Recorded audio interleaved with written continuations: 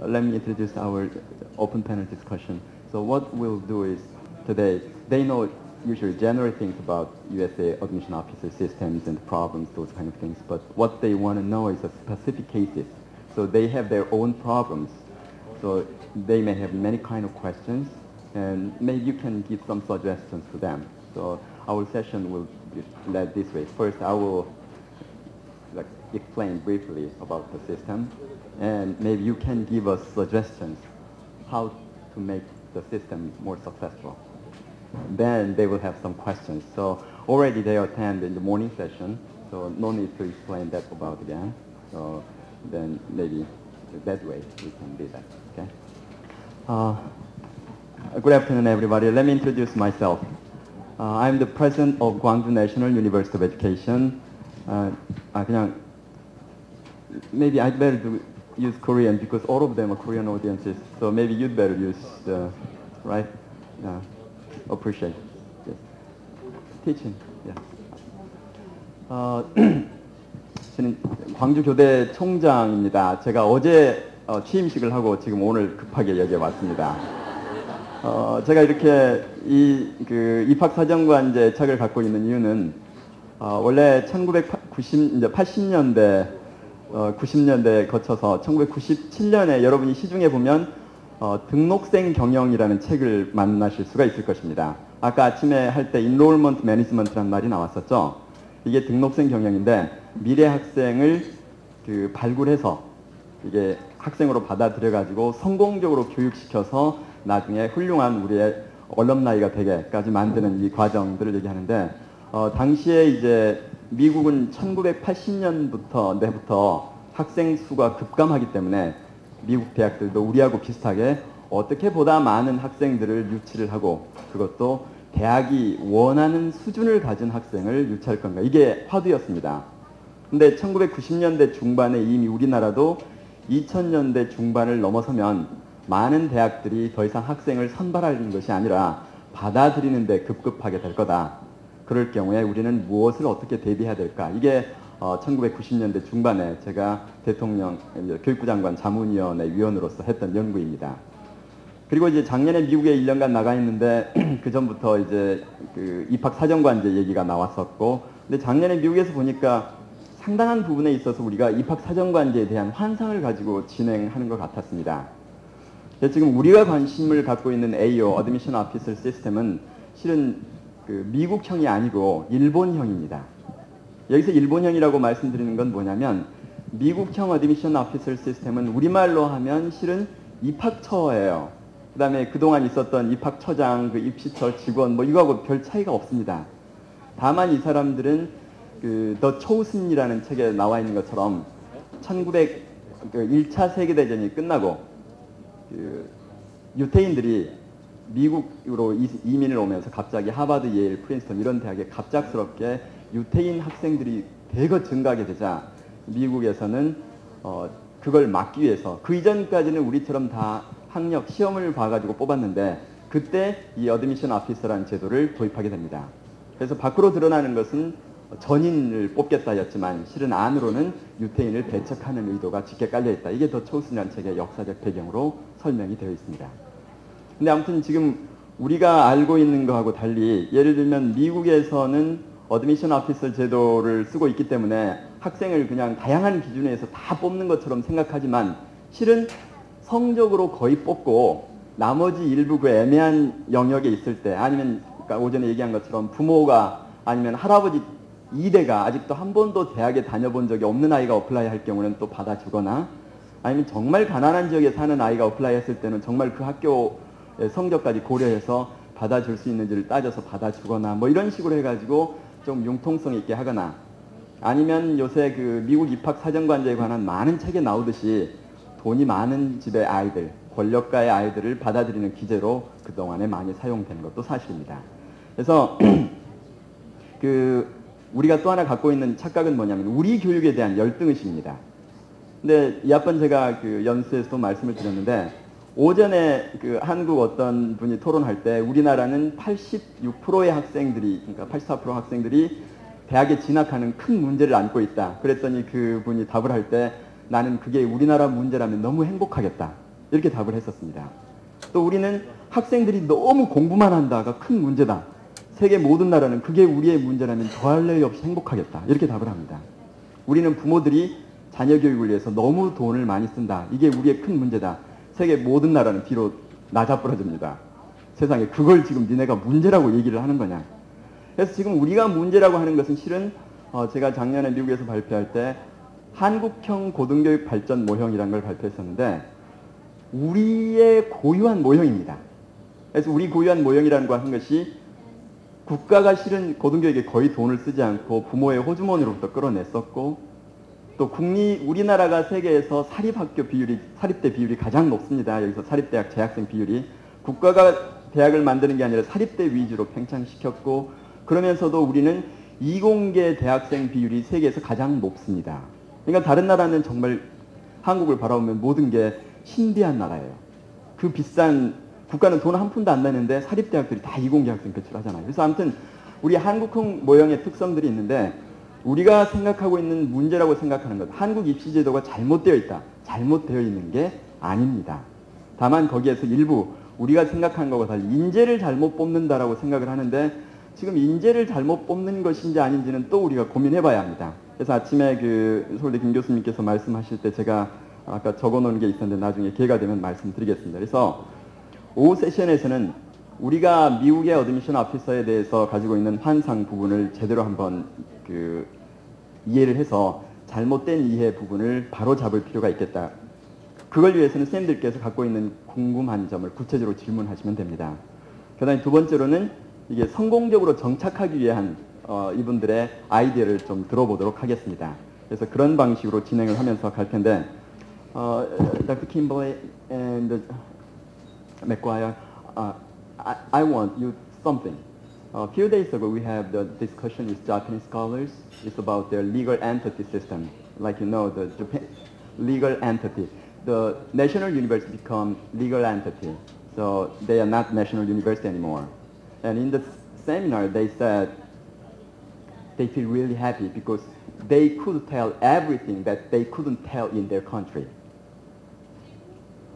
Maybe cannot understand in some part, but what I want to know is usually when we invite foreign scholars, if we ask their system and what are you doing, then they usually say, instead of what is done, they say what ought to be done.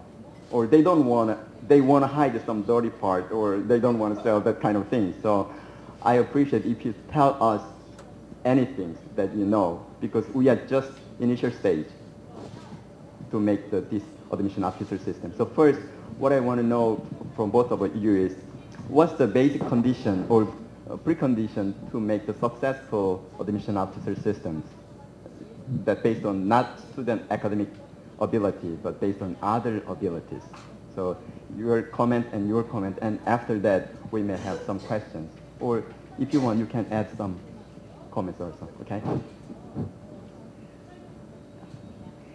I think from my perspective, before you can decide what type of student works best for your institution, you need to take a look at who you are as an institution or who you want to be and do a self-study for the institution, and before you can decide what sort of students are best for your particular institution.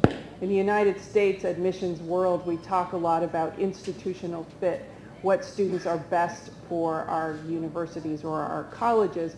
But before you can know that, I think you have to decide what niche you fill, who you are as an institution, and then that can help you decide which of the students, which of those talents do you value the most. For the list of criteria that I went through, which of those are most relevant for your own situation?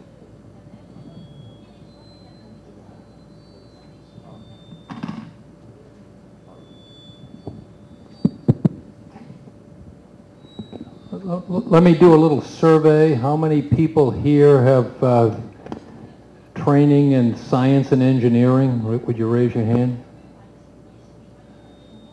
Scientists and engineers by training, even if now you're involved in the admissions profession.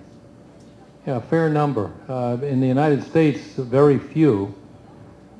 folks who end up as physicists, chemists, biologists, engineers get into admissions. I'm one of the unfortunate few who ended up quite by accident in the profession of admissions, later a synergy of many functions which we termed enrollment management, at a place called Boston College, not to be confused with Boston University, which is a very big, the largest institution, perhaps private institution in New England now.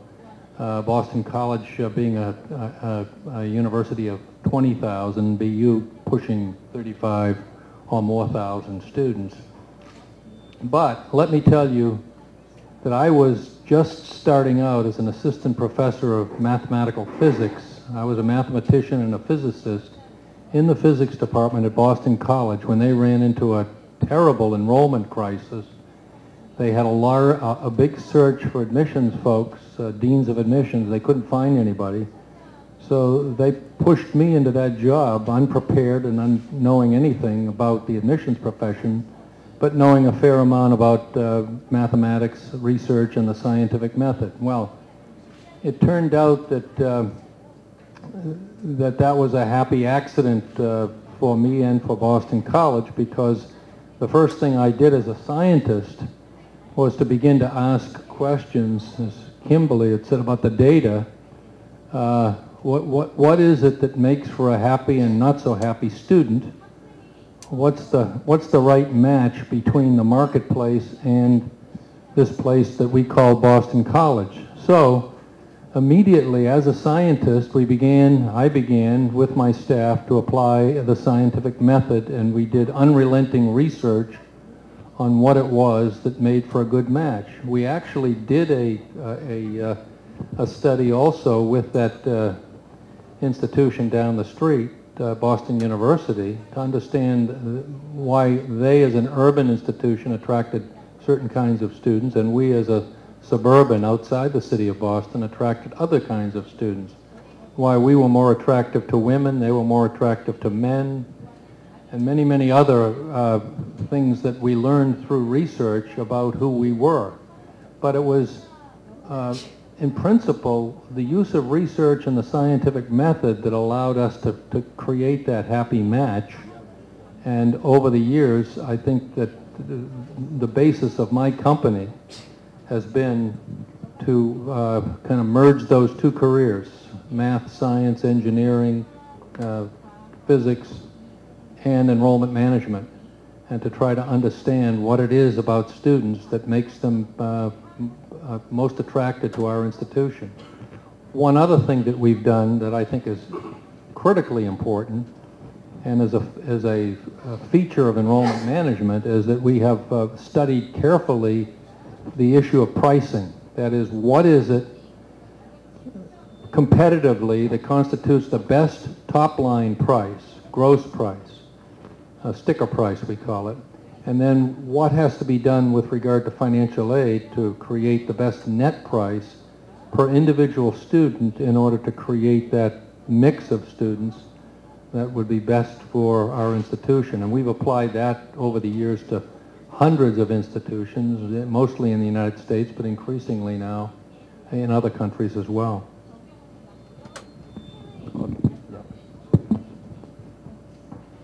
그 학생 선발을 누구로 할 것인가 이 문제와 더불어서 저는 다른 차원의 얘기를 하고 싶은 게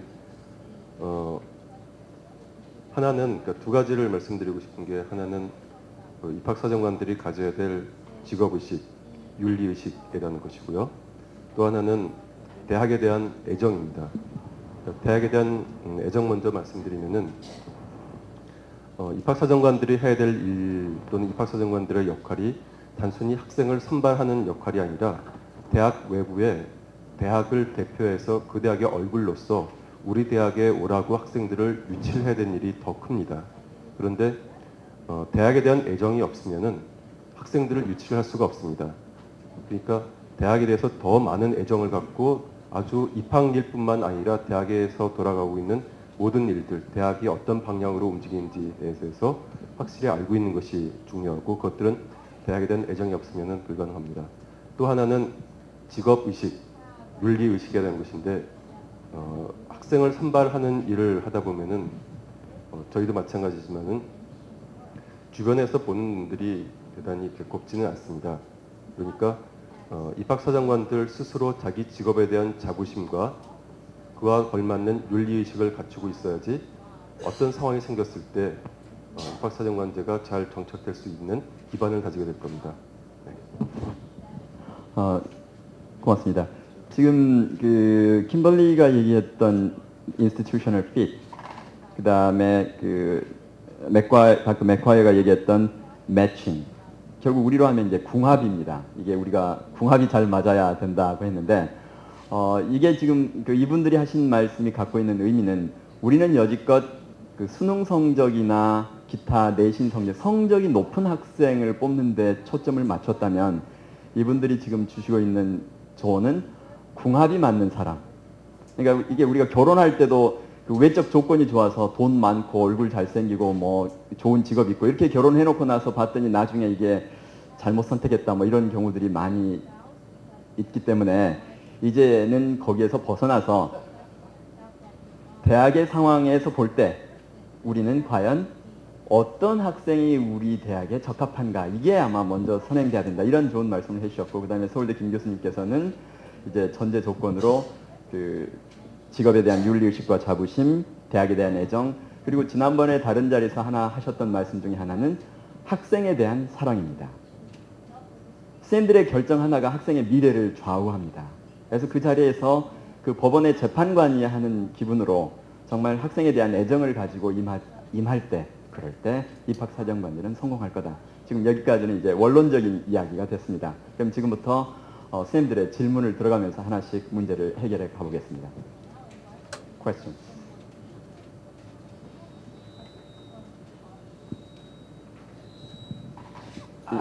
Before we start the question, I want to comment as well. I'd like to address the issue of ethics. And we were a bit rushed in the earlier session because I did actually want to address that. My association, the National Association for College Admission Counseling, actually has something called the Statement of Principles of Good Practice. And that is the rules that we as admissions officers, or at least the ones who are members, must abide by as to how we treat students in the admission process and what we may and may not do. And ancillary to that is the students' rights and responsibilities. So this becomes more of a contract or a working back and forth between students and the university. So to be as transparent and to treat students with a level playing field, if you will, and that one university may not be advantaged over another with this statement of principles of good practice. And that's actually available on the NACAC website, which is nacacnet.org. So you can, and it's the SPGP. And so if you wanted to take a look at what we consider ethical guidelines for the admissions process, that is there.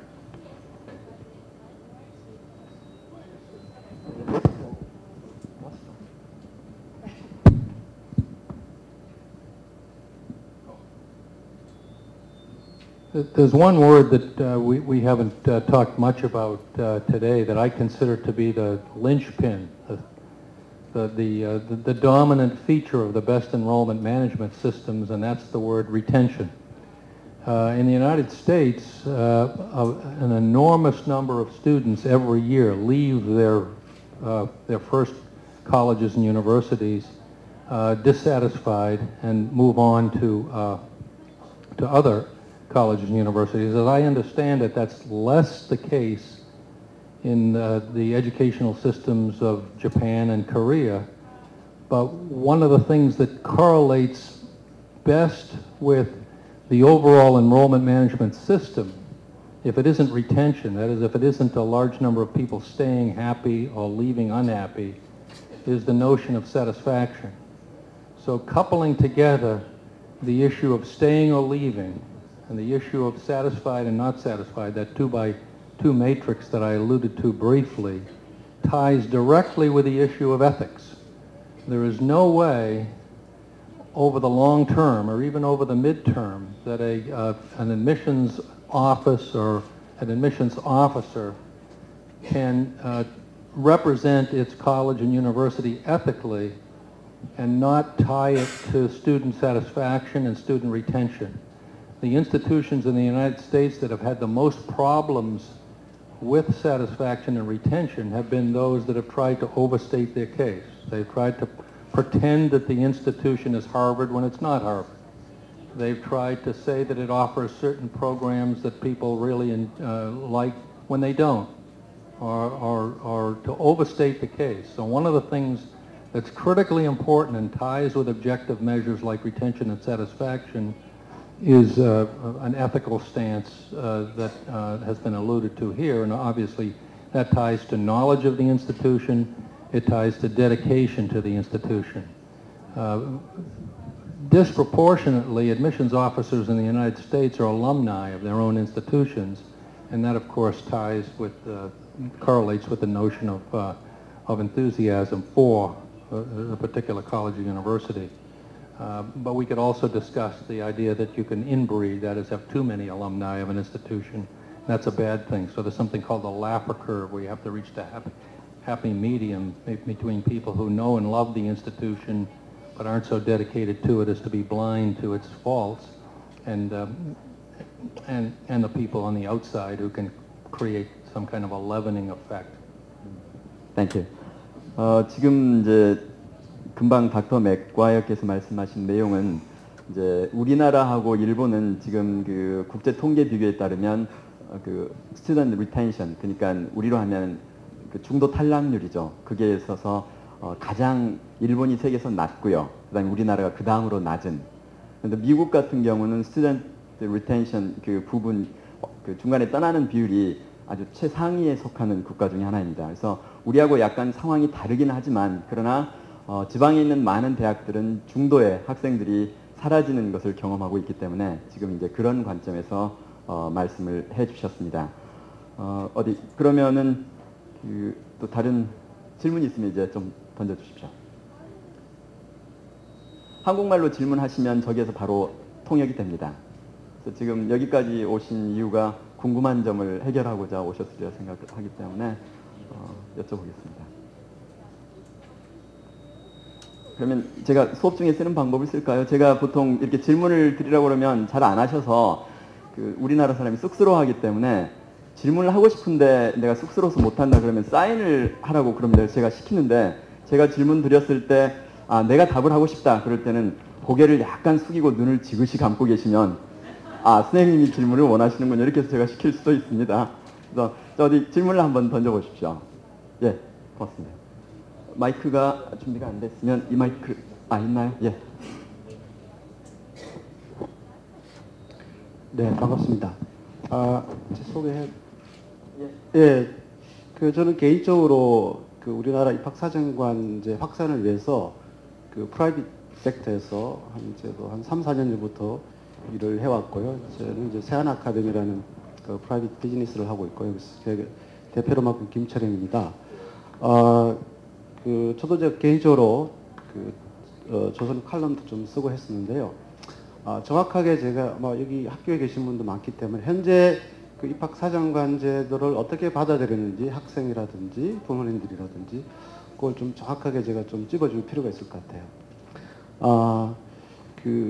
이 취지라든지 이런 거 다 공감을 하는데 문제는 대학이 아니라 이 하이스쿨이 변화해야 되는데 여기가 지금 아주 미세하게 거의 꼼짝하지 않는 상태거든요. 그래서 더 제가 드리고 싶은 말은 대학이 강하게 더 드라이브를 걸어야만이 이게 바뀌지. 그래서 조금 해서는 이 하이스쿨이 바뀌지 않는다는 거죠. 예를 들면 제가 며칠 전에 그 경기여고 여학생인데 얘는 미국하고 프랑스 한 6년 살았어요. 이 학생이 하는 말이 학교에 대화가 되는 친구가 없대요. 우리나라 학생들이 아는 거는 많은데 깊이가 얕다는 거죠. 그러니까 굉장히 다양한 다이버시티는 있는데 깊이가 없다는 거죠. 그래서 이 말은 총체적인 우리 교육의 지금 현재 문제일 것 같고, 그래서 이 입학사정관제를 하려면은 소위 말하는 스타디 하드뿐 스타디 스마트를 하게끔 좀 자율성과 이를 줘야 되는데, 예를 들면 대원 외고도 학생이 지금 거의 10시까지 묶여 있어요. only 스타디만 하는 거죠. 전혀 엑스트라 액티비티를 할 수가 없어요. 그죠? 이 근본적 문제를 어떻게 해결할 수 있도록, 특히 저 서울대 계시는 우리 제가 또 많이 언론 뵀는데 적극적으로 드라이브를 걸 수 있는 그 방안과 그게 없는지 좀 묻고 싶습니다. 고맙습니다. Before I answer to his question, maybe you can give comment on his questions. What he think is, what he believes is, Korean high school should be changed instead of university. So in order to use university admission officer system, he believes that push more the high schools and let them change. Other than that, the system will not be successful.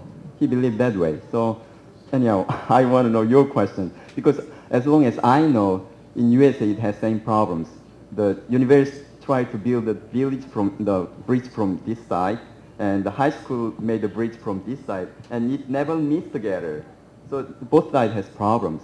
And now what he believes is, maybe instead of us, let's make change high school to meet our expectations. So what do you think about his comment?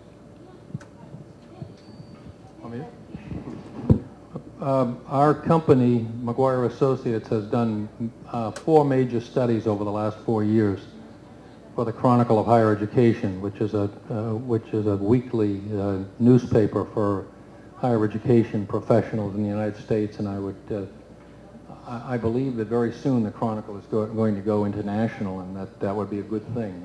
They do a great job in promulgating higher ed information. But one of the studies, we did 4 studies. One study was of college and university presidents. Second one was of college and university trustees. There was a 4th one that involved enrollment professionals and admissions professionals. But the one I want to address that gets at your question is the 3rd study we did, which was a study of faculty members in high schools and faculty members in colleges at the boundary. That is, the teachers teaching seniors in high school who are then going on to college. And also a study of the professors who are receiving those students as freshmen in colleges and universities.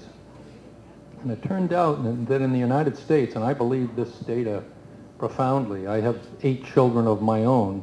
7 have graduated from college. 1 is still in college, and this characterizes some of them. But more broadly, looking at people who apply to colleges and universities in the United States, our problem, and it's an increasing problem, is that students don't work hard enough. That is, they spend too much time on the internet or in front of television or socializing, and not in deep intellectual conversations, so that the kids who really are intellectually engaged often complain, as your example did, there's nobody to talk with about anything that involves the mind. I remember back when I went to school, I studied 6 hours a day in high school. A lot of time, more than most of my peers did. Now our study revealed that the students in high school going on to college in the United States study 6 hours a week. That is less than 1 hour a day, and that includes the weekends. So in our country, we don't have the problem of having to ratchet back and get people more engaged in extracurricular activities, although we do have a problem of getting them engaged in extracurricular activities of substance. We have the problem of a disengaged, with many, many exceptions. The students who go on to the Ivy League schools and some of the top selective schools in our country are very engaged and work hard. But on average in our country, students in high school, and even those in the freshman year in college, study less than 1 hour in a 24-hour day, less than 7 hours a week. And I think that's a major problem. It might be a cultural difference that relates to America's competitive position in the world in the 21st century, and how countries like Korea and China and India and others may overtake us if we don't work harder. on the other side, I've certainly worked in Japan and other places where the concern is that kids are working too hard, 11 o'clock every night, don't have any time for themselves, don't engage in extracurriculars, aren't broadened. So again, there's a Laffer curve, too little, too much. You got to find that golden mean, and as a planet, we're probably not doing that anywhere near as well as we need to. Thank you.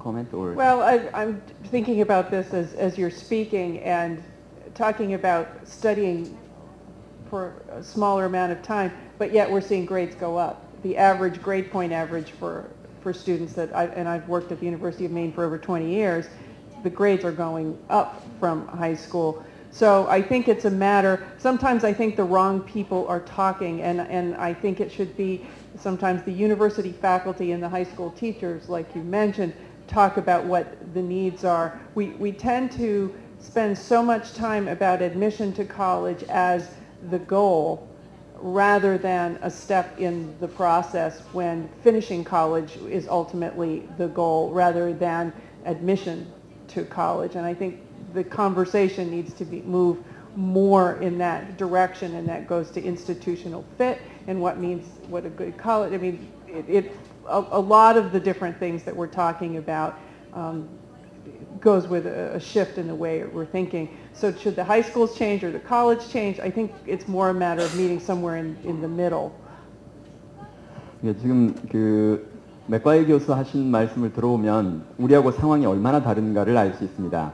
그러니까 거기는 지금 왜 미국의 대학생 탈락률이 그렇게 높은가 했을 때 신입생이 들어왔는데 교수들이 볼 때 얘들이 대학에서 공부할 학력을 전혀 갖추고 있지 못합니다. 아까 말한 대로 고등학교까지 공부를 안 하고 놀고 옵니다. 근데 우리는 자꾸 미국에서 대학에서 공부를 열심히 시켜가지고 탈락시키는 걸로 착각하고 있었어요. 근데 가보시면 상황이 다르다는 걸 알 겁니다.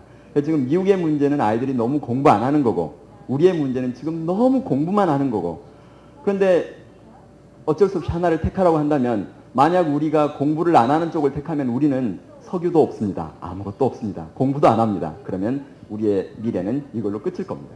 지금 아무튼 그 미디엄, 골든 미디엄을 찾는 게 중요하긴 한데 자꾸 우리가 지금 문제라고 하는 것을 좀 다시 볼 필요가 있습니다. 아까 말씀하신 것처럼 고등학교를 변화시켜야 한다고 하는 것은 정말 대학의 오만한 자세들일 수 있습니다. 지금 우리가 제일 우려하는 게 뭐냐면요. 입학사정관제라는 이름으로 각 대학이 다양한 전형 방법을 써버리면 이제 고등학교는 더 이상 대학 입시 준비 기관으로서 역할을 할 수가 없습니다. 이제 고등학교가 그 역할을 할 수 없다면 그것은 모두 쌤이 어쩌면 설마 바라지는 않겠죠.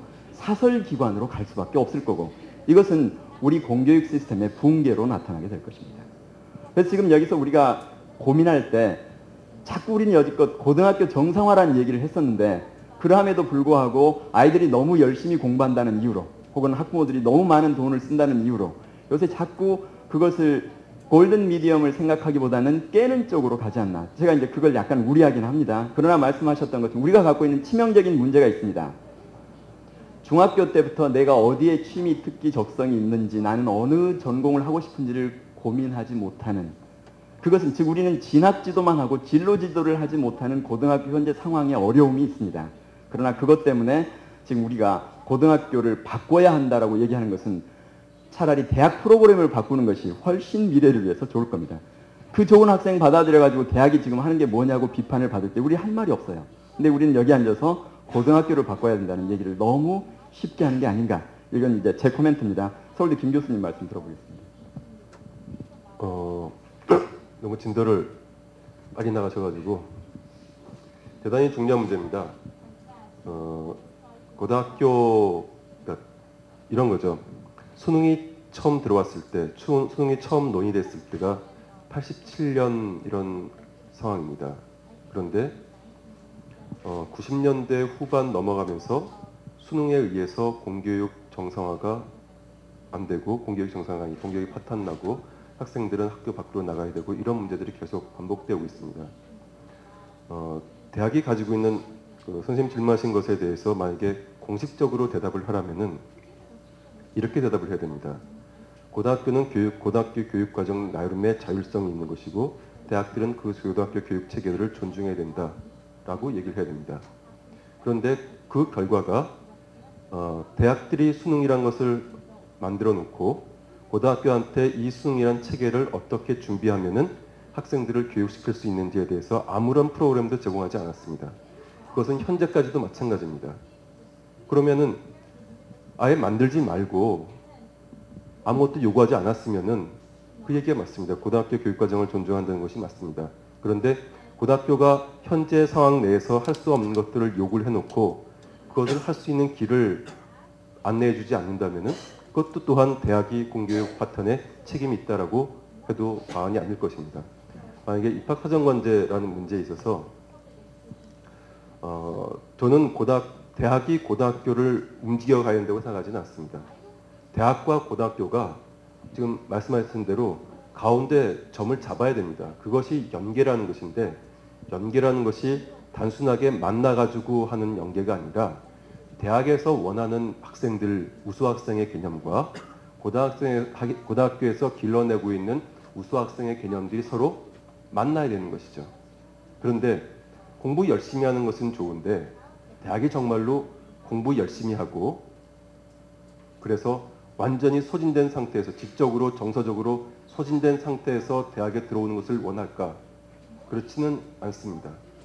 그러니까 저희가 일반화시켜서 말씀드려 죄송하지만은 아마 대학이 원하는 것은 이제 대학 와서 꿈과 열정을 가지고 공부란 걸 해보고 싶은 애들 이런 것을 원할 겁니다.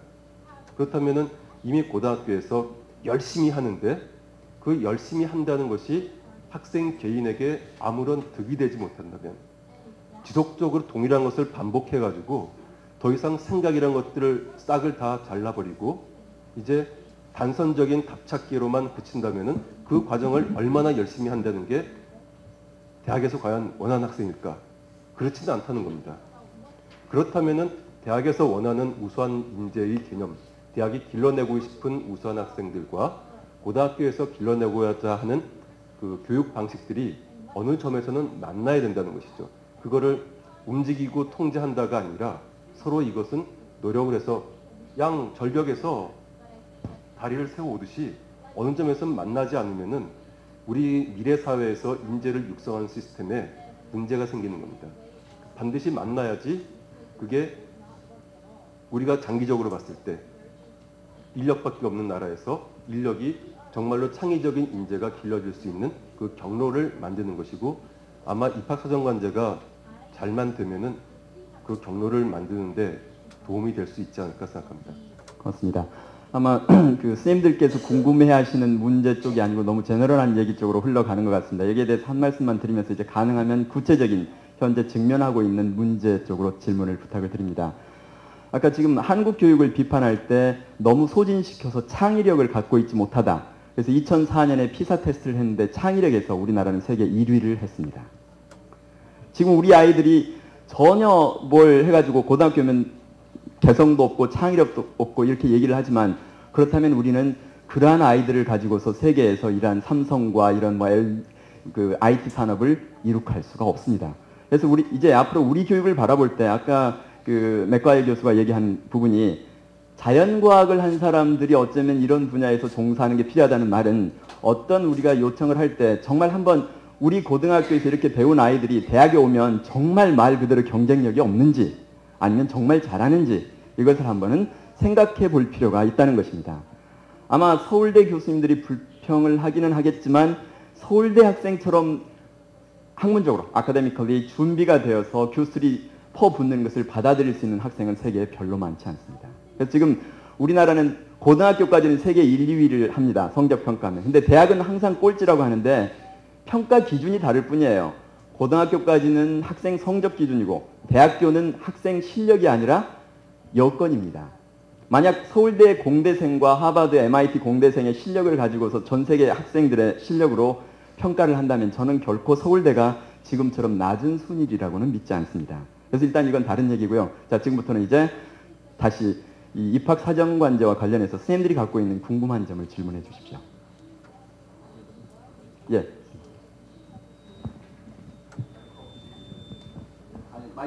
마이크가 있어야 저기 트랜슬레이팅이 됩니다. 저는 포항 한동대학교의 도명술 교수라고 합니다. 상당히 개인적으로 입학사정관제를 상당히 좋아하고 이런 시스템이 저 학교에서 더 많이 이렇게 개발되고 더 확장됐으면 하는 마음에서 배우러 왔습니다. 먼저 그 앞에 계신 미국 교수님들에게 입학사정관 제도가 미국 대학에서 학생 선발 시 어느 정도 적용되는지 궁금합니다. 전체 학생들을 뽑는데 입학사정관 제도가 적용되는 것인지 아니면 학생들을 성적 순위를 뽑은 다음에 일부 학생들을 뽑을 때 입학사정관 제도가 적용되는 것인지 왜 그러냐면 지금 우리나라에도 약 180여 개 대학이 있는데 지금 현재 입학사정관 제도를 갖고 연구하고 시작하는 대학은 40개 정도 대학입니다. 물론 더 많이 늘어났으면 좋겠지만 그리고 그 대학에서도 학생들을 뽑을 때 전체를 입학사정관 제도로 보지 않고 일부 학생에 한하여 입학사정관 제도를 도입해서 지금 하려고 하고 있습니다. 먼저는 거기에 대해서 궁금하고요. 앞에 계신 두 분께서 말씀하셨듯이 우리 학생들은 성적 위주의 그러한 공부를 고등학교 입시에서 해왔습니다. 그럼 고등학교에서 성적 위주의 공부를 해온 학생들을 대학교에서 입학사정관 제도로 선발할 때는 어떤 기준으로 우리가 그 학생들을 선발해야 되는지 그 선발에 대해서 한번 언급해 주시면 좋겠고요. 세 번째는 우리 아까 그 리텐션 레이트가 미국 교에 비해서 한국이 상당히 이 탈락률이 적다 그랬습니다. 한국은 성적 유지 공부를 해가지고 입시 유지를 공부를 해서 대학 들어가지만 거기서 탈락률이 적은데 미국은 학생들이 대학에 맞는 학생들을 뽑아가지고 그 학생들에게 적성에 맞아서 가르친다는데 거기에 이 탈락률이 많다는 것은 물론 아까 공부를 못해서 그렇다고 그랬지만 그것만은 아닐 것 같습니다.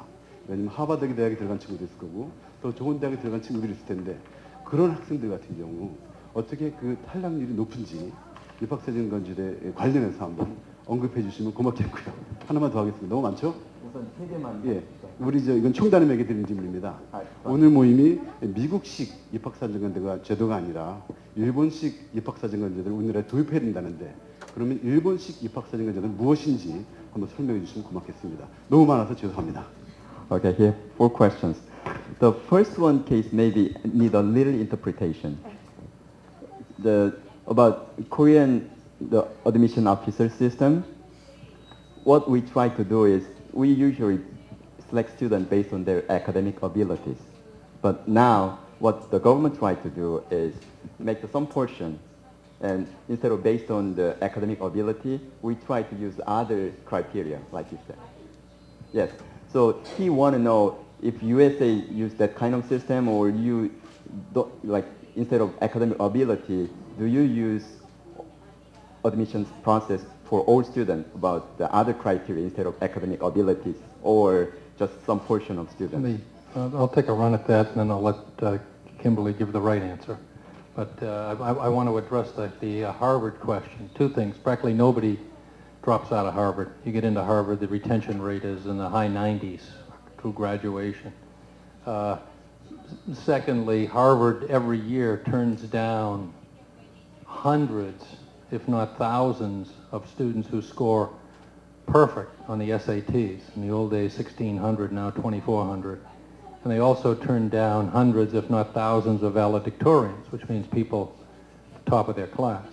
So obviously, Harvard has the luxury, because of all the superb applicants that they get, of using many criteria, not just academic criteria, not just scores, not just high school grades, but many criteria, and they do. I mean, they're looking for people who have written novels and climbed Mount Kilimanjaro, if not Mount Everest, and have swum the Bosporus, and they're able to get some rather extraordinary students using personal measures. Now, when I started as Dean of Admissions at Boston College, nowhere near as high in the ranking system in the United States as Harvard. Harvard's number 1 and Boston College is like number 40, okay? But one of the things I implemented was a system of ranking where the question that was asked in order to determine how a student was ranked was, you as an admissions staff, if you were lining up students in terms of, this is the key word, desirability, you'd want these students, for whatever reasons, academic, personal, combination of the two, leadership, latent talents, you'd line them up in what order that you'd want to pick them.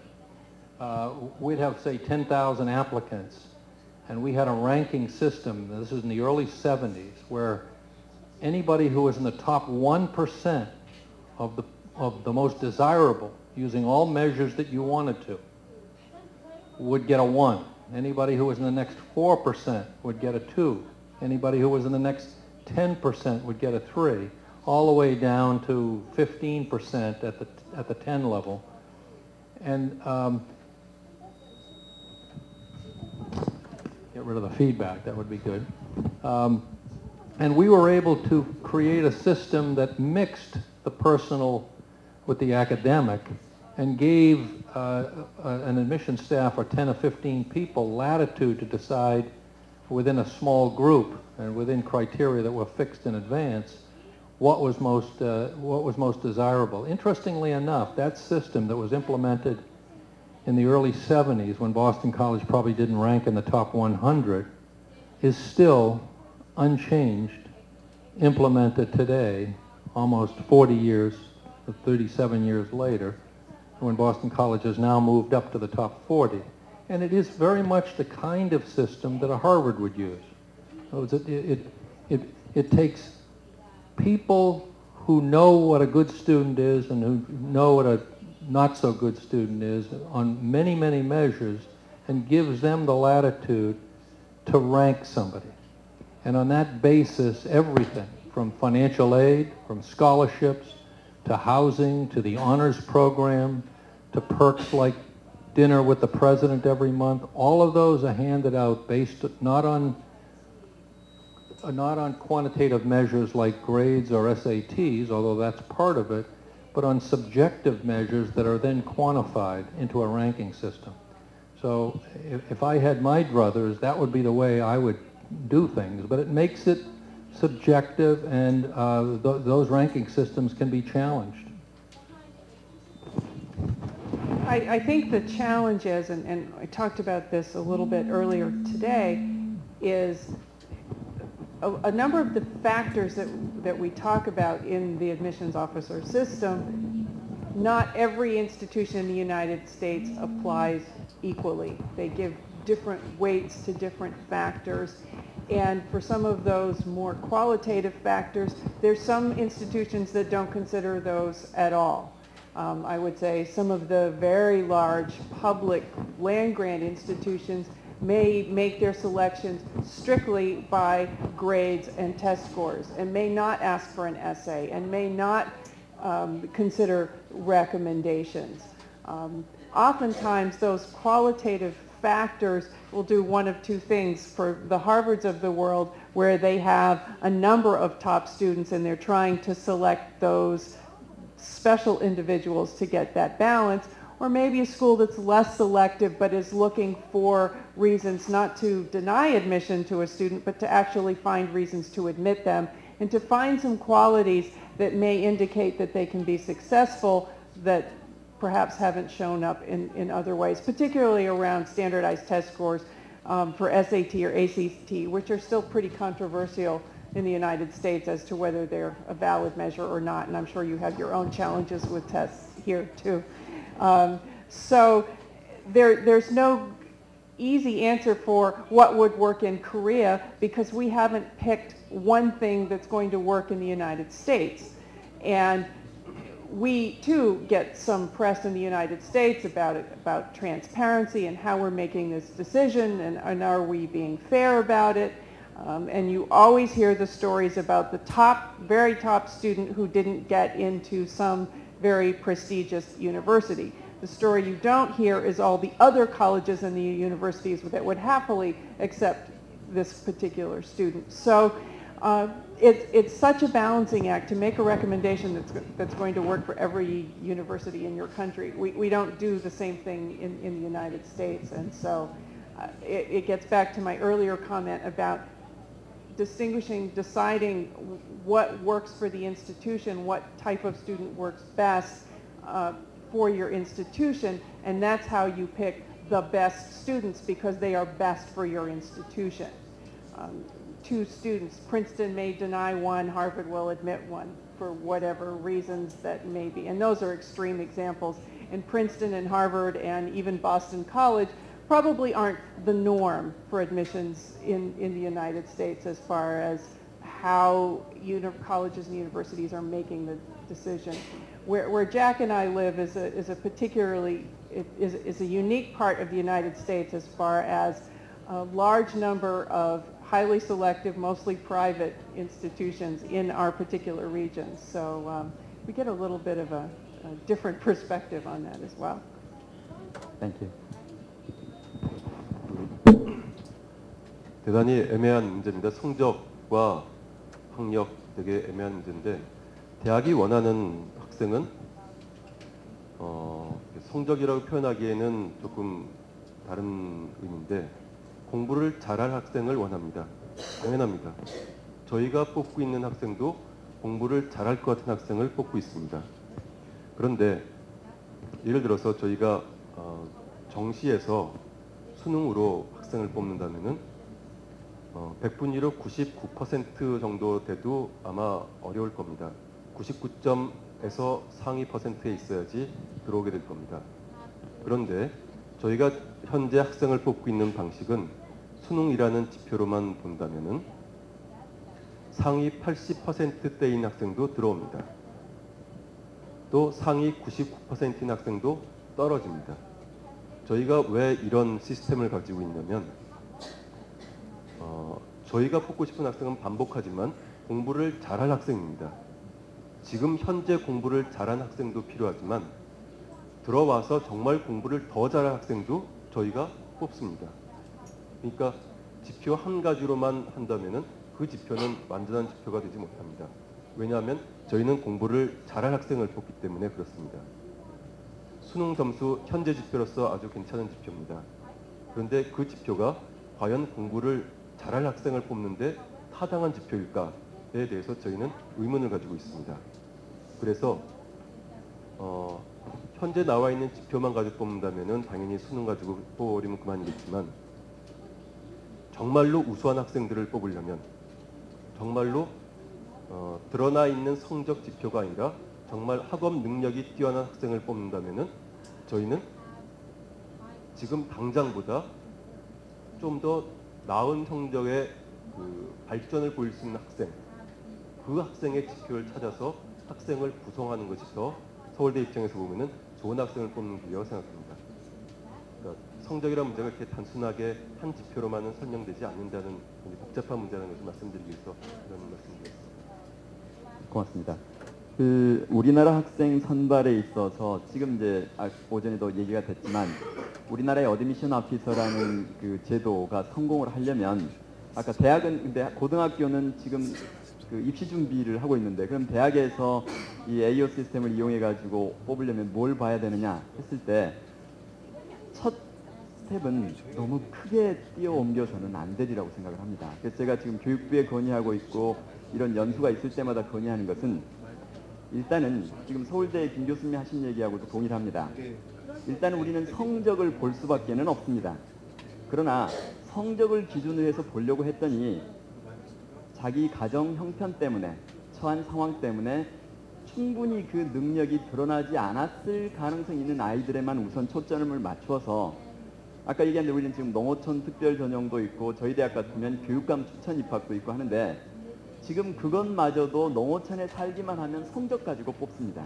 근데 이런 어드미션 오피서 시스템이 도입된다면 농어촌에 사는 아이를 직접 가서 봤더니 얘가 무늬만 농어촌인지 왜냐하면 부모가 실제로는 도시에 살면서 주소를 농어촌으로 옮겨놓고 농어촌에서 아이를 학교 보내가지고 원하는 대학을 준비시키는 경우가 있어요. 그래서 가짜 농어촌 학생인지 아니면 실제로 소년 소녀 가장으로서 농어촌에 살아서 능력이 개발되지 않은 미래 공부를 잘할 학생인지를 판단하는데 AO 시스템이 사용이 된다면 이 제도는 사회로부터도 환영을 받고 대학도 법적 소송을 당할 일이 없고 상당한 부분에 있어서는 뿌리를 내려가게 될 것입니다.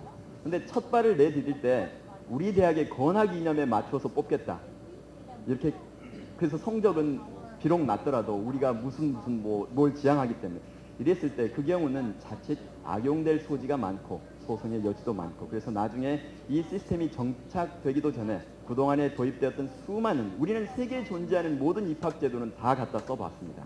그리고 고안에서도 쓰고 있습니다. 그러나 그러한 제도들을 오래 유지하지 못하는 이유는, 물론 이제 다른 이론으로 설명이 되지만, 하나는 첫 번에 너무 욕심을 크게 냅니다.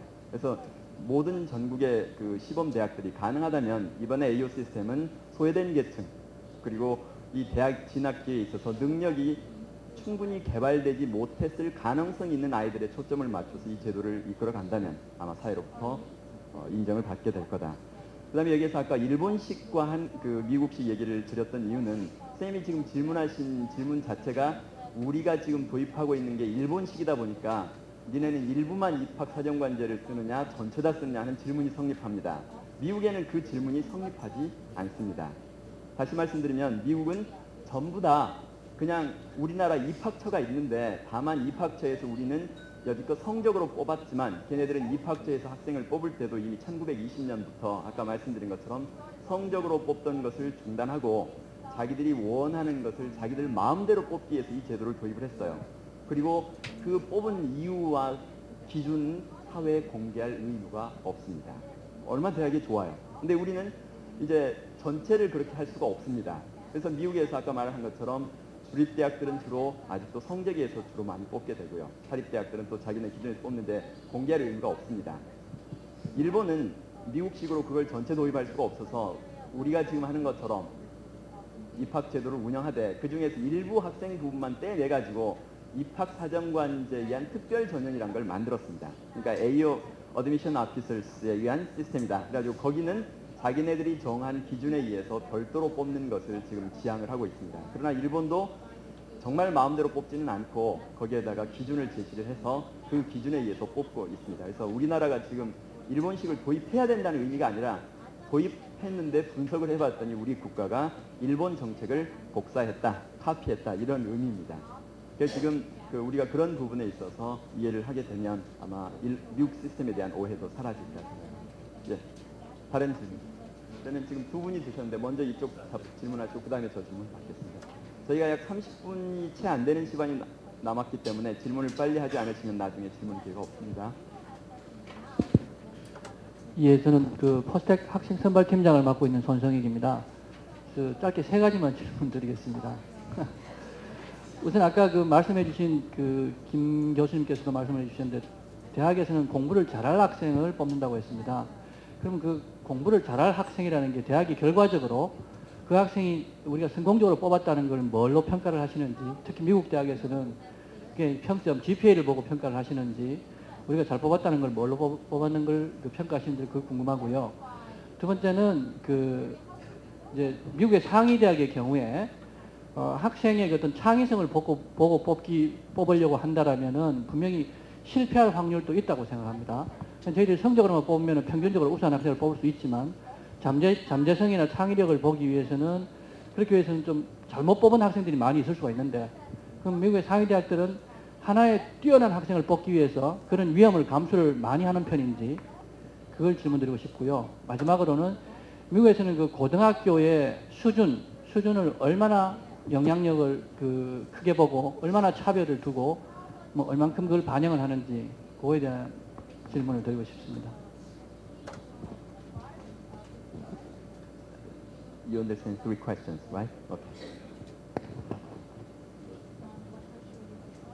Well, I think we've perhaps emphasized the non-academic qualities, and maybe I need to clear something up. When we take these other factors into consideration, we're always understanding that these students meet a certain, at least minimal academic qualification, that we feel that they can be successful at our institutions. It's then that we go beyond that, and rarely do we sort of dip below what we consider our minimum academic criteria for success at our institutions.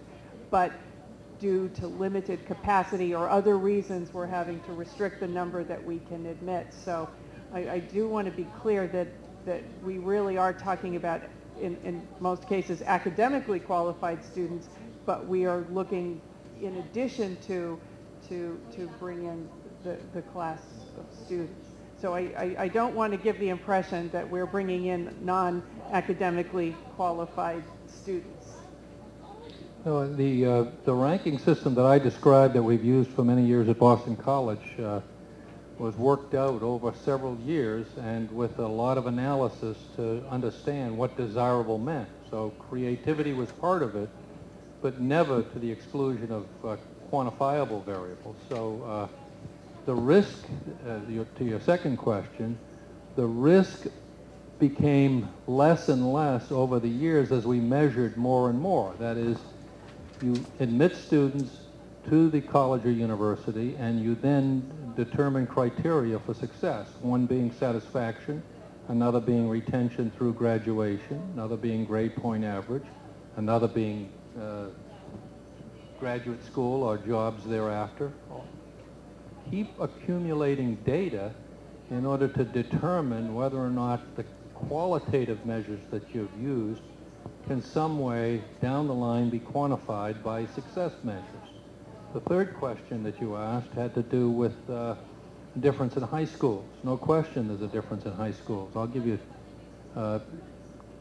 2 points from Boston College. One is that an urban high school near Boston with very low socioeconomic status, with relatively low test scores that correlated highly with that low socioeconomic status. We all know there's a high correlation between family income and scores.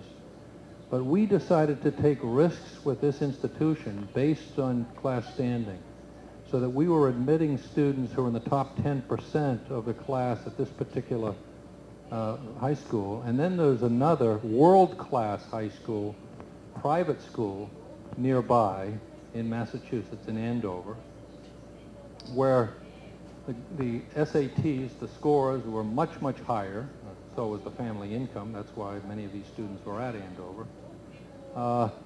And what we decided to do was to reject the students in the bottom of the class at Andover and admit the students at the top of the class at this unnamed urban institution, even though their SAT scores were much lower. Well, 2 things happened. Well, first there was a stir. The Andover people were all upset that anybody from Andover was being rejected at Boston College. But guess what? Soon thereafter, Andover started sending better students to Boston College, so that had an effect. And also, it was measurably effective that we increased the diversity within the class and helped to make the class a more interesting class. The ultimate measure, though, for a high school is how they perform at the school. So all of the high schools that sent more than 5 students to Boston College were given some kind of a weighted index. That is, if the grade point average from Lexington High School in Massachusetts was at 3.2 going into Boston College, and all of those students coming out of Boston College had a 3.2 grade point average on average, then the weight was a 1.0. If you had a 2.0 going in and a 4.0 coming out, highly unlikely, the weight was a 2. So you could weight the high schools against how they performed over the years in college. Well, again, back to my background, which is mathematics and physics, I want to measure everything. Not that measurement is the be-all and the end-all, but I want to apply qualitative criteria. At the same time, I want to try as best I can down the road to quantify them and keep creating feedback loops using the scientific method. And I think that's one of the things certainly that's come out of the whole enrollment management movement is that most of the admissions offices are keeping more data now and finding those factors which do best predict the success of the students at our institutions. And probably most institutions like mine has an Office of Institutional Studies, an Office of Institutional Research, so that if the admission office is not keeping their own data, which we do, but there's also institutional data that can follow those students and follow them over a period of years, or follow cohorts of students, so that we know which students we really are taking a risk on and which one have the best chances of success. Past performance being the best indicator for future success. So certainly the high school performance is a key and probably the most important factor, because as I don't know how much you've been reading too, several of the colleges and universities in the United States have actually moved away from the standardized admission testing. So that's a whole nother element to all of this that aren't considering standardized tests at all. 그 질문이 어떻게 하면은 공부를 잘할 학생인지 알 수 있느냐 그 질문이셨는데, 저희가 무당도 아닌데 어떻게 알겠습니까? 모릅니다. 다만 저희가 가지고 있는 것은 경험에 의한 직관입니다. 하도 그 수년 동안 저희가 이 시스템을 굉장히 오래서부터 적용, 2002부터 미국 대학이 하고 있는 낮은 단계의 평가부터 쭉 거쳐오고 있는데, 그 경험들이 쌓인 직관이 사실상 좋은 학생을 고르는 기준입니다. 앞으로 좋은 학업 성취를 보일 학생. 그런데 그 직관이 드러나는 게 혹시나 대학 와서의 성적이 그것을 보여줄 수 있는 그 지표가 된다면은 제가 두 케이스만 말씀드리고 싶습니다. 하나는 저희가 재외국민 학생을 2007학년도까지 뽑았습니다. 그런데 2006학년도까지는 시험을 봐서 뽑았습니다. 2007학년도는 없어지는 마지막 헬에서 저희가 입학사전관과 비슷한 형태의 서류평가 홀리스틱한 리뷰를 한번 해봤습니다. 그 결과 2000년 이후에 성적을 통해서 학생을 고른 학생들, 학생을 뽑은 학생들의 대학 와서의 성적은 대개가 2.56에서 2.78 정도를 움직입니다. 그런데 2007학년도에 성적이 아니라 저희가 서류를 가지고 홀리스틱 리뷰를 했더니 3.4 정도가 나왔습니다. 숫자는 똑같은데요. 그런데 뭐가 달라졌느냐? 지원자 풀은 거의 똑같습니다. 다만 선발하는 방식에 있어서 성적을 가지고 순서를 매긴 것이 아니라 저희가 성적도 하나의 학생 데이터로 보고 홀리스틱한 리뷰를 했습니다. 그래서 선발했더니 성적이 굉장히 좋게 나왔고, 그래서 아차, 이거 괜히 없앤 것 아닌가 후회도 좀 했습니다. 또 한 가지 케이스는 이것도 역시 GPA 관련된 건데, GPA가 얼마나 반복하지만 믿을 수 있는지 잘 모르겠습니다. 그러나 2000년 이후 현재까지 지속적으로 동일하게 확인되고 있는 내용은 수능 성적으로 뽑은 애들은 서류평가를 통해서 뽑은 애들보다 GPA가 많이 낮습니다. 일관적으로 나타납니다. 그러면 저희가 수능 성적 가지고 계속 뽑는다면은 서류평가로 뽑아야 될 애들을 버리고 이렇게 뽑는다면은 사실상 저희가 기대하기에는 우리 대학에서 공부를 못할 그룹들을 계속 뽑아가는 셈이 되겠죠. 그러니 저희는 우리 대학에서 공부를 잘할 학생을 뽑으려고 들면은 잘할 가능성 있는 학생들을 추정을 해서 뽑는 것입니다. 근거 별로 없습니다. 다만 지금까지의 경험치와 수치들이 그렇게 나옵니다. 그래서 그렇게 뽑습니다. 고맙습니다. 지금 간단히 요약하면 미국 대학도 성적은 필요 조건이다. 다음에 충분 조건으로 성적이 기준에 찼을 때 그 다음에, 왜냐하면 성적 같은 애들 너무 많이 오잖아요. 뭘 볼 거냐 해서 그걸 본다. 이렇게 생각을 해달라는 거였습니다. 잘못 오해하면 또 성적 안 보는가 해서. 그 다음에 학교 차이를 어떻게 반영하냐 했을 때 우리나라는 어떤 특목고나 이런 데 받아들이려고 막 그 학교 차이를 반영해야 된다고 지금 주장을 해왔었던 학교가 일부 있습니다. 근데 그게 아니고 오히려 비록 SAT 스코어는 낮지만 그 가난한 지역의 학교에서 상위 탑 10% 들어간다면 우리는 그 아이들을 받아들이는데 주로 많이 사용한다. 즉 지금 우리가 지금 생각하는 거하고는 조금씩 차이가 있죠. 그러한 부분들을 하고, 그 다음에 역시 오랜 경험 속에서 트라이 앤 에러는 줄여갈 수가 있다. 뭐 이런 특정적인 답을 들을 수가 있습니다. 아까 저쪽 선생님 질문하셨죠? 예.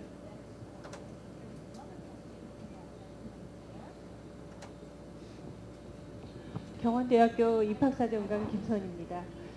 다름이 아니라요. 그 입학사정관 제도의 정착을 위해서는 실제로 이 제도를 썼을 때 실제 크라이테리온을 어떤 것을 사용하느냐에 따라서 이 제도가 굉장히 좋은 제도다, 아니면 뭐 이 전형 자체가 좋은 전형이다, 뭐 이런 것들을 평가할 수 있는 지표가 있어야 될 것 같습니다. 근데 그 지표 자체를 지금 뭐 성적 위주의 어떤 전형 방법도 있겠지만, 저희가 뭐 리더십 전형이라든가 사회봉사자 전형 같은 경우에는 사실 성적은 뭐 최저학력 기준이라든가 뭐 이런 것들을 적용해서 어느 정도는 이제 스크리닝을 할 수 있겠지만요. 그 기준을 갖고 나중에 대학에 들어왔을 때 이 학생들 정말 잘 뽑았다, 또 뭐 나중에 정말 이 학생들 리더로서 성장할 가능성이 있다, 뭐 이런 것들을 평가할 수 있는 크라이테리온은 사실 없는 듯합니다. 그래서 실제 외국 대학 같은 경우에 그런 크라이테리온에 대한 밸리디티를 검증할 수 있는 어떤 다른 평가 방법이라든가, 아니면 추수 연구를 한다든가, 추적에 학생들을 추적할 수 있는 어떤 시스템을 구축하고 있다든가, 뭐 이런 것들을 좀 알고 싶습니다. 예, 고맙습니다. Yeah, I was going to mention some work that had been done either at Brown or at Yale. I can't remember which institution, but the admissions office several years ago at, I think it was Yale, asked the entire Yale faculty, without telling them what the high school grade point averages were, without telling them what the SATs were of their students, to provide that desirability rating I talked about. In other words, you've taught these students, you've watched them pass through Yale and graduate, and on a scale of 1 to 10, where I think 10 was, this is a superstar student, make absolutely certain that we never let one of these fall through the cracks in admissions, down to a 1, we never should have admitted this student, terrible student. Have the faculty who've taught the students, without knowing the objective criteria that resulted in their being admitted, have them provide criteria on the exit side, and then go back in, once we know who the 10s are and who the 5s are and who the 1s are, and correlate their rankings with the objective criteria that were used in admission, and then try to build a better system that relates to output, relates to desirability. Obviously, I mean, that system really seemed to be interesting. And beyond all that are all the other output measures and outcomes measures, including jobs and graduate school and Nobel Prizes and whatever that can be used to test admissions criteria at the input. I mean, but you can never be perfect. If you want to go look at Harvard, which has very, very few students who leave that institution, and you apply the criteria that says, well, if we don't want to admit students who ever left Harvard, what a terrible thing it would be to take somebody in and then have that person leave, then you lose Bill Gates, who, by the way, just got an honorary degree. Even though he dropped out of Harvard, they gave him an honorary degree. So there's nothing quantitative is going to apply perfectly. So you have to have measures of error, and you have to be willing to keep the scientific method loop going. It's kind of natural selection. You keep at it until you keep perfecting it a little bit more, but always using quantitative measures.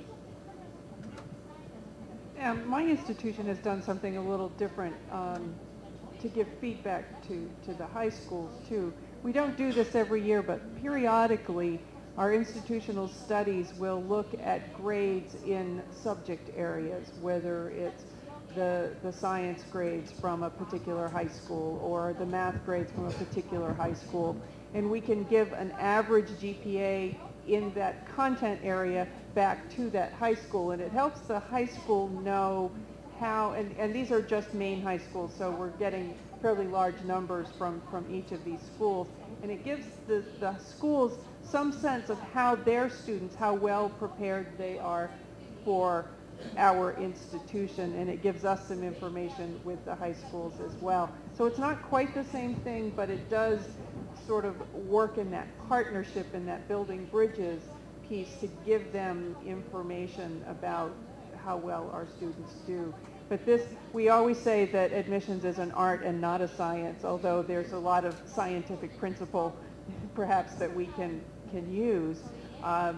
And we are not going to be 100% all of the time, but we learn from that. And students whose criteria would suggest that they should absolutely be one of your star students, other things intervene, other factors that are well beyond your control will intervene, and that student doesn't make it at your school for good or bad.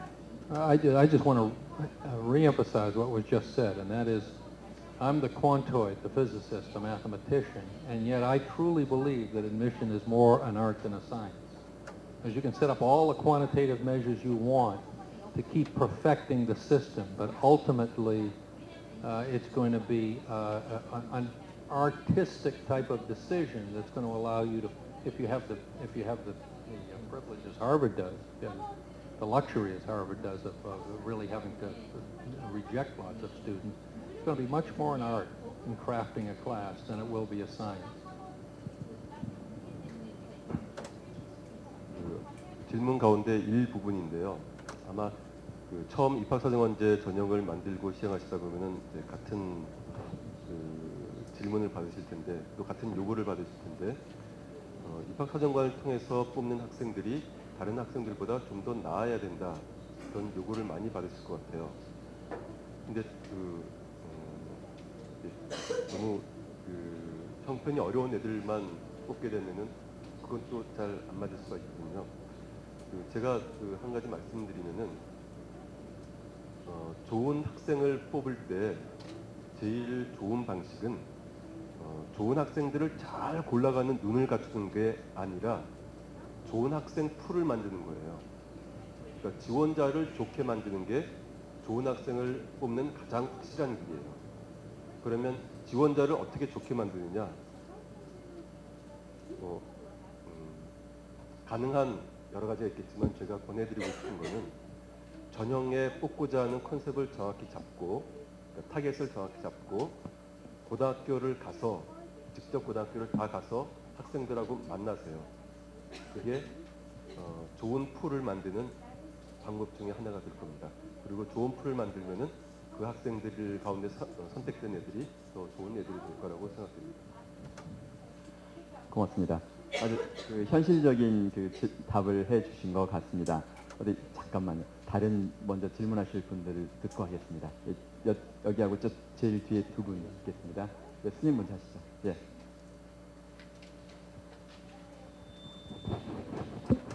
마이크를 사용해 주셔야 통역이 됩니다. 안녕하세요. 저는 포스텍의 입학사정관으로 온 장수영입니다.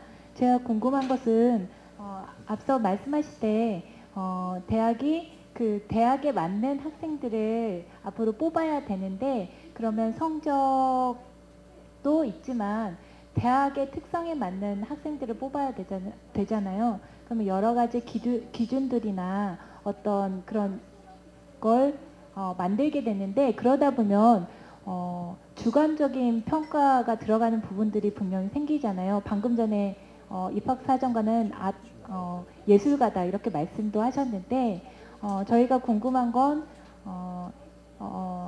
대학에 맞는 학생들을 뽑다 보면 입학의 주관적인 요소가 들어갈 때 학부형님이나 아니면 사회에서 그게 받아들여져야 되잖아요. 객관적인 평가 플러스 주관적인 평가가 지금 어쩌면 처음 도입되는 시기인데 그게 만만치 않을 거라는 생각이 들어요. 그래서 미국에서도 객관적인 평가에서 주관적인 평가가 들어가는 그 시기에 있어서 어떻게 사회에서 인정을 받고 그거에 대한 신뢰를 받을 수 있었는지, 어떻게 하면 저희가 신뢰받을 수 있는지 그 부분에 대해서 질문 드리고 싶습니다.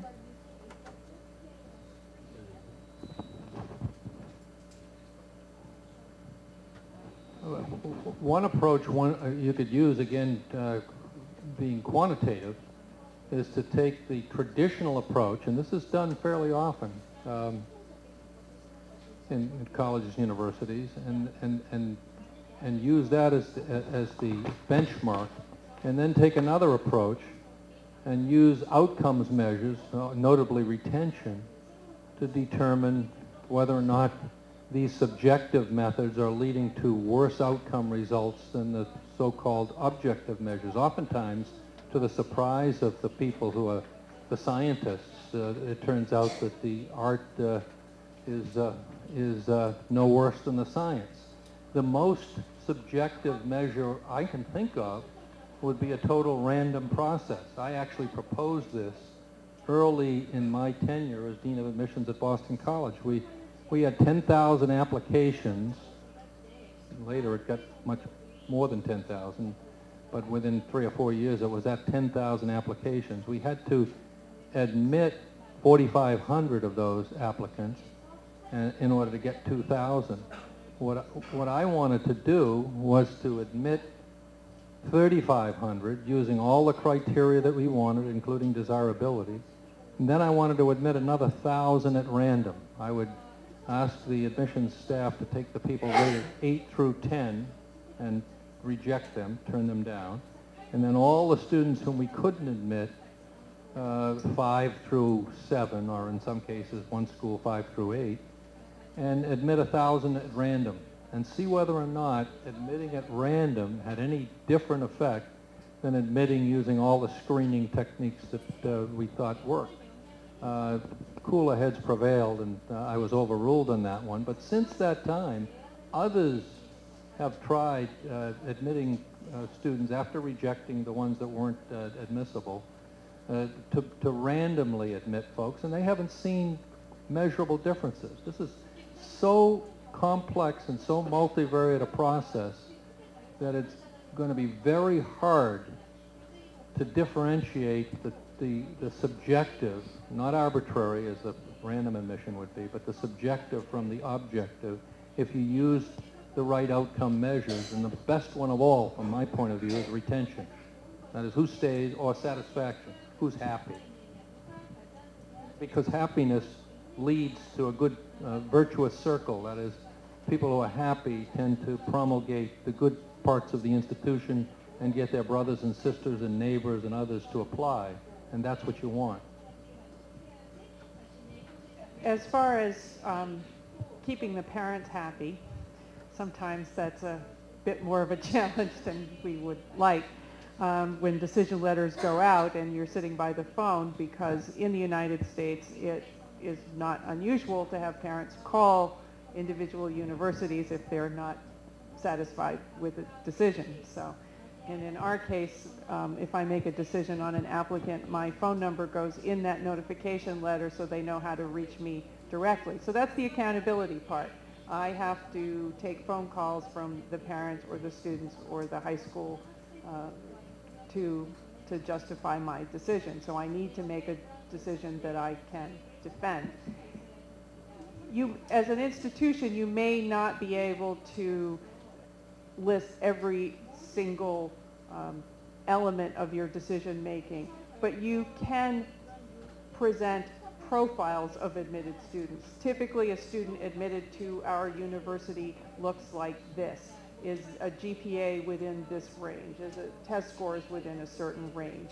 And let them know these are the factors that you are considering. Do you consider some of these qualitative factors, and how much weight do you give relative to the other factors? So I think if you are using those less quantitative factors, it is hard, because every year you're starting over again, and so the students are really competing against the pool in any given year. So it may vary from year to year, but I think if you're keeping track of this, you can give some general information so students, families know if they generally fall within the parameters that you usually set. I mean, that's the art part, and they need to understand that. But 학부모들의 클레임이라든지 이런 것들에 크게 하셔야 되는데 지나치게 하실 필요는 없습니다. 세 가지 방식이 있을 수가 있는데요. 하나는 객관성에 대한 생각을 바꾸시면 됩니다. 다시 말해서 수치에 드러난 방식이 객관성이라면은 합리적인 객관성, 즉 객관성에서 합리성으로 크라이테리아를 바꾸시면은 객관적으로 보일 겁니다. 다른 대학 밖에서 봤을 때. 또 한 가지는 절차적인 객관성입니다. 그러니까 어느 한 사람이나 한 집단이 하프를 결정하지 않고 또 하프를 적어도 도입 단계에 있어서는 하프를 결정하는 시스템들을 아주 다단계로 만들어서 크로스 체크하는 것들을 계속 반복하셔야 됩니다. 저희가 작년에 4번 체크했습니다. 서로 다른 인원들. 또 한 가지 방식은 우리도 그렇고 미국도 그렇고 똑같이 소송과 클레임을 당한다는 겁니다. 미국은 안 당하고 우리는 당하고가 아니라 미국도 역시 같은 문제를 가지고 있고 우리도 같은 문제를 가지고 있습니다. 그러니까 소송에 대해서 걱정하시기보다는 오히려 그 학생이 우리하고 정말 매치가 잘 되는가. 그렇다면은 남들 봤을 때 그 학생이 매치가 안 되는데 우리가 봤을 때 그 학생이 매치가 된다면은 우리와 남들 기준이 뭔가 다르거나 아니면 우리 기준이 틀렸거나 아니면 남들 기준이 틀린 겁니다. 그 매치의 기준을 잘 만드시면은 그게 오히려 객관성을 담보할 수 있는 가장 좋은 그 방어 기자가 될 겁니다. 이렇게 진지한 표정으로 임하시는 청중은 근래 보기 드문 것 같습니다. 아무튼 아까 닥터 맥과이어께서 소개하신 랜덤 어드미션은 절대 우리나라에서는 사용하지 마십시오. 큰일 날 겁니다. 사회적 설득을 어떻게 했느냐. 당시에 미국은 청교도 학생을 받아들이고 싶어 했습니다. 따라서 유대인 학생을 배제하는 사회적 분위기 속에서 별다른 저항 없이 새로운 시스템으로 넘어갈 수 있었습니다. 그 다음에 우리가 지금 걱정하는 것은 이렇게 대학마다 서로 다른 다양한 그 입학사정관제 전형 기준을 도입했을 경우에 이제 그것이 바로 학부모 학생들에게는 또다시 통과해야 되는 새로운 장애물로밖에 여겨지지 않을 가능성이 있다. 즉 학부모 학생의 고통만 증가시키지 않게 하는 게 제가 가지고 있는 가장 큰 걱정입니다. 그래서 그러한 걱정, 내 아이가 지금 대학을 갈 나이가 되어가고 있다고 생각하시면서 임한다면 아마 조금은 그들을 이해할 수 있지 않을까 생각을 합니다. 이제 시간이 다 돼서 마지막 질문 받고 죄송합니다만 나머지 질문은 이따 정하시고 싶으면 개인적으로 돈을 내시고 와서 질문을 하시면 질문하다 뭐 50달러씩 답을 하도록 하겠습니다. 자, 우선 마지막 질문 하나만 받겠습니다. 예.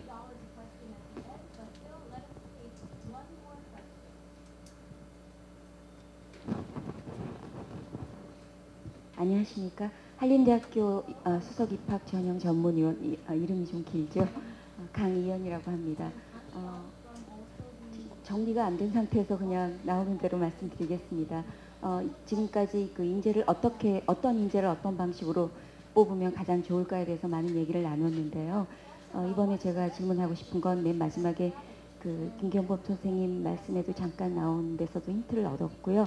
그 전부터 좀 궁금한 거는 이제 과연 이제 우리가 지금 시작한 지 1년 그리고 이제 앞으로 계속돼야 할 텐데 지금 40개 대학 전체에서 입학사정관의 그 아이덴티티에 대해 공통으로 똑같은 개념을 갖고 출발하고 있는지 그것에 대해서 궁금하고요. 미국에서는 그 입학사정관의 그 역할과 권한 이게 어디까지인지 다 똑같은 식으로 같은 개념을 갖고 진행하고 있는지 아까처럼 이제 문제가 발생해서 소송이란 위험한 상황이 닥쳤을 때 최종 책임자는 누가 되는 건지 그것마저 결정을 만약에 사정관이 모든 것을 결정한다면 사정관이 책임을 져야 하겠지만 여러 다단계가 있고 그 결정 절차가 있고 그다음에 위원회도 있을 수 있는데 최종 책임자는 누가 되는 건지 그런 것에 대해서 궁금합니다.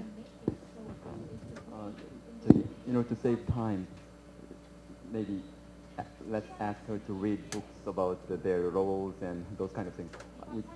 You'd better answer. Who will take the responsibility when you get the lawsuit? Well, the obvious answer is it depends.